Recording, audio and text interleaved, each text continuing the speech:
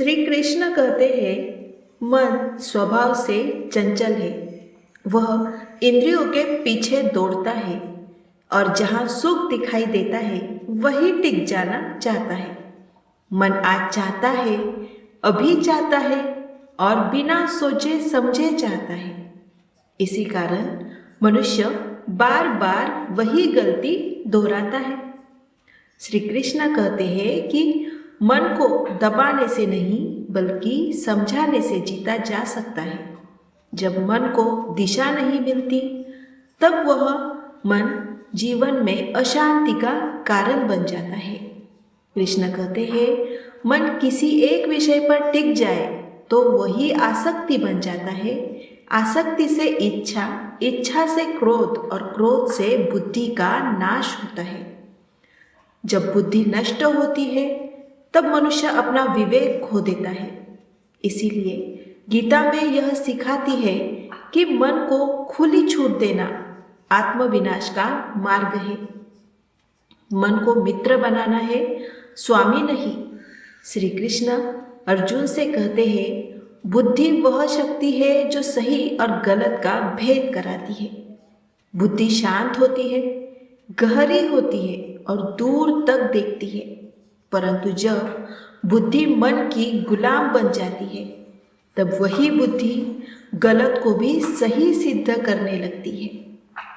श्री कृष्ण कहते हैं कि ऐसी बुद्धि विवेक नहीं बल्कि तर्क का भ्रम बन जाती है। श्री कृष्ण कहते हैं, मन कहता है सुख चाहिए, बुद्धि कहती है सत्य चाहिए। मन कहता है अभी आराम करो, बुद्धि कहती है कर्तव्य निभाओ। जो केवल मन की सुनता है वह आलस्य और भय में फंस जाता है, और जो केवल कठोर बुद्धि से चलता है वह संवेदना खो देता है। इसलिए गीता मन और बुद्धि के बीच संतुलन सिखाती है।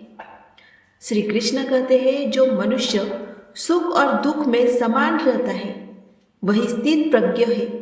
इसका अर्थ यह नहीं कि उसे पीड़ा नहीं होती, बल्कि यह कि उसका मन पीड़ा से नियंत्रित नहीं होता।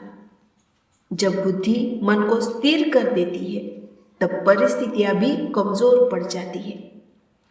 श्री कृष्ण कहते हैं, इंद्रिय विषयों की ओर आकर्षित होगी, यह स्वाभाविक है, परंतु बुद्धि का काम है इंद्रियों को मर्यादा में रखना।